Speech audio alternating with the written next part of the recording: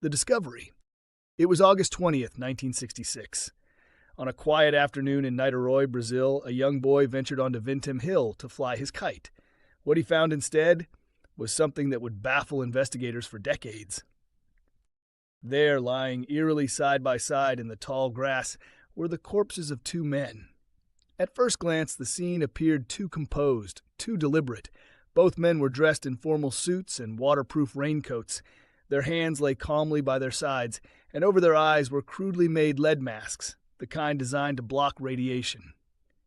There were no signs of injury, no blood, no weapons, no struggle, nothing that would indicate how these men had died. When police arrived, they were perplexed. Nothing about the scene made sense, and the deeper they dug, the stranger the case became. Chapter 2. Who were they? The dead men were identified as Manel Pereira de Cruz and Miguel José Viana. They were both electronics technicians from Campos dos Goitacazes, a town nearly 200 miles away.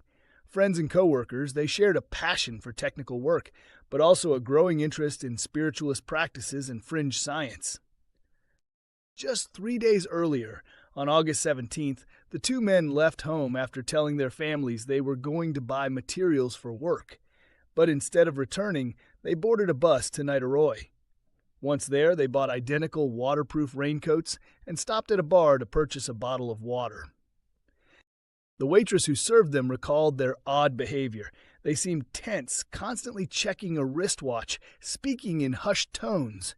Shortly after, they set out for Vintém Hill. That would be the last confirmed sighting of them alive. Chapter 3. The clues left behind. At the scene, investigators found several items near the bodies: an empty water bottle, 2 towels, and a plastic bag. Most disturbingly, they found a note. It read, 1630 be at the agreed place, 18 ingest capsules. After effect, protect metals, await signal mask. The grammar was broken, almost as if the message had been hastily written. The note appeared to outline a schedule or ritual. But to what end? No capsules were found at the scene, and due to the delay in autopsy, the men's bodies had decomposed too much to perform effective toxicology testing. That means we'll likely never know whether they ingested drugs, poisons, or anything at all. But the intent was clear. They expected something to happen. Chapter 4. Theories. Almost immediately, the media and public speculated wildly. Some believed the men were trying to contact extraterrestrials. Others suspected a secretive religious cult. Still others were convinced it was suicide cloaked in spiritual or pseudoscientific ritual. Friends of the men revealed that they had an interest in spiritualist literature and were reportedly part of a small group that conducted experiments involving magnetic fields, light, and contact with otherworldly entities. There were rumors that this group had previously made similar lead masks for rituals. One friend even mentioned that the two men had built devices to detect spiritual energy at certain sites. Could this have been one such test? An experiment to experience or see something beyond the physical world? And then there's the murder theory. What if someone lured them there, convinced them to take something fatal? Yet no evidence of violence was ever found, no footprints, no disturbed ground, no sign of a third party, and no known suspects. What does that leave us with? A ritual gone wrong, a miscalculated experiment, or maybe something far stranger? Chapter 5. The masks. The lead masks became the lasting symbol of the case. Thin, hand-cut pieces of lead, molded to cover the eyes. The craftsmanship was crude, suggesting they were made in haste, or without professional tools. People thought the masks would protect the men from radiation. But experts confirmed that such masks would offer no real protection against radiation. So what were they for? Some speculated that the men believed they would witness a blinding light, perhaps from a spacecraft, a spiritual apparition, or a burst of energy.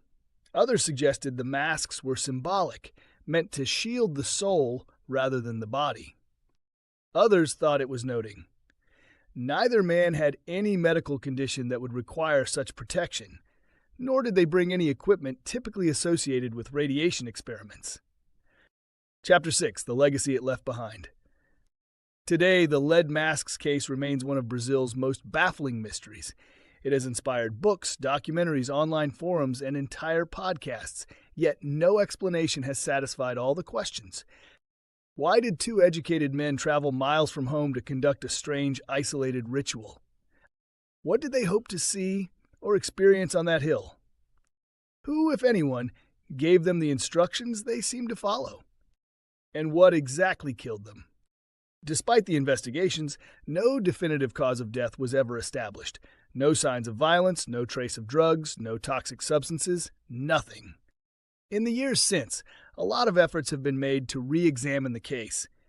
Independent researchers and Brazilian investigative journalists have combed over the original police files, revisited the location, and interviewed surviving witnesses and family members. Some have used modern forensic tools to digitally reconstruct the timeline and test hypotheses around chemical ingestion. Yet none of these efforts have led to a breakthrough. The hill where they were found, Vintém Hill, has become a destination for curious minds, from paranormal investigators to amateur investigators. Some claim to feel a strange energy there. Others report sightings of mysterious lights or inexplicable sensations. But nothing concrete has ever emerged.